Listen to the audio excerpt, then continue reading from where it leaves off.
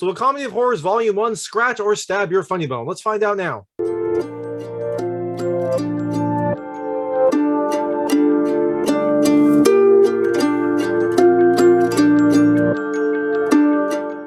everyone, this is David Stark from Watcher Pass, and I'm doing a 5-minute review on A Comedy of Horrors Volume 1, which is a comedy anthology that was released on streaming on April 12th, 2022. I know you can get it on Amazon. I'm pretty sure you can probably get it in other movie rental places you can get movies. And my hot take is I think you should rent it. I like the variety. I liked the idea behind it. And I love the cast. But the film wasn't as funny as I was expecting from a film called A Comedy of Horrors. Had a little bit too much CG, and also the horror elements weren't as strong. So I'm going to tell you a little more about the film, a few things I liked and a few things I didn't like. Like I said, it's a 5-minute review, so I'm going to stop reviewing this at 5 minutes regardless of where I am. So let's hope I can get through it.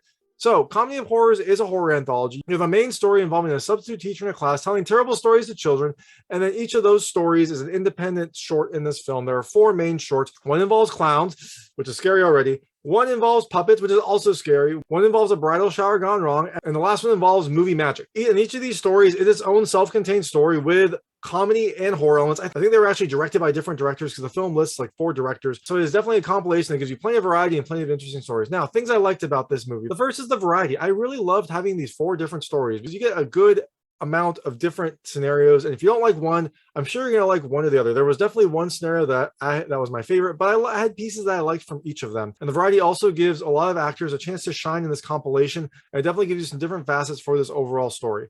The second thing I loved is the indie nature of this film.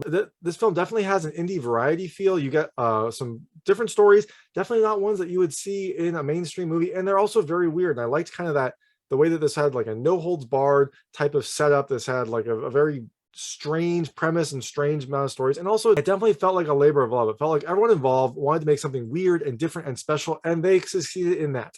The third thing I love is the cast. Like I said, this film showcases a lot of actors, a lot of indie actors, a lot of comedic actors, and they definitely give their all. I mean, like I said, this film is strange, and there are some very strange scenarios. Definitely the puppet story was weird, the movie prosthetic story was weird, but they're all very different, and all the actors here gave it their all. They put in some very strange performances, some very out there performances, and really kind of made this film come together. Now, things I didn't love so much about this film. The first is, look, the film is called A Comedy of Horrors, but it wasn't as funny as I was expecting. There were definitely some funny moments. There were some weird out there scenarios, but I was expecting to chuckle more, and I just kind of like appreciated it. It didn't really make me laugh out loud.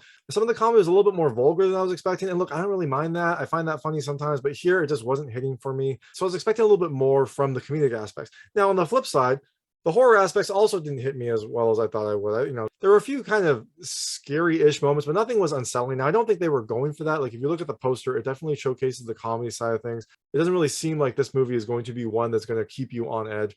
But the horror also kind of went into that comedic aspect. So you have gore, but it was like over-the-top gore. Like something would happen and there would just be blood everywhere. Things like that. It wasn't bad. Like I said, neither the comedy nor the horror were bad. It just wasn't as good as I was expecting them to be. And the last thing I didn't love is there were some heavy CG effects in this film. Not as many as I was expecting, actually. There's a lot of very good practical effects, and I love when the film sticks to that.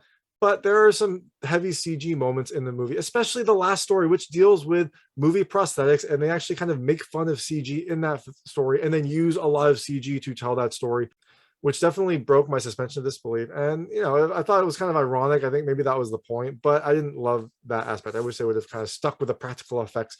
Now, some of the stuff was very over the top. It was very tough to do that practically. And I wish they would have limited the amount of CG effects to just the bare minimum. So that's A Comedy of Horrors, available for streaming. Like I said, I think you should rent it. I definitely love the idea, and I'm excited to see what the next set is. This is volume 1. I'm hoping there'll be a volume 2 because I like the idea, and I want to see more variety. I want to see more of these stories, but I just didn't love this as much as I thought it would. So thanks so much for watching. If you like this review, please like and subscribe to this channel. It helps me out a lot. Make sure all my new content goes straight to you. Thank you.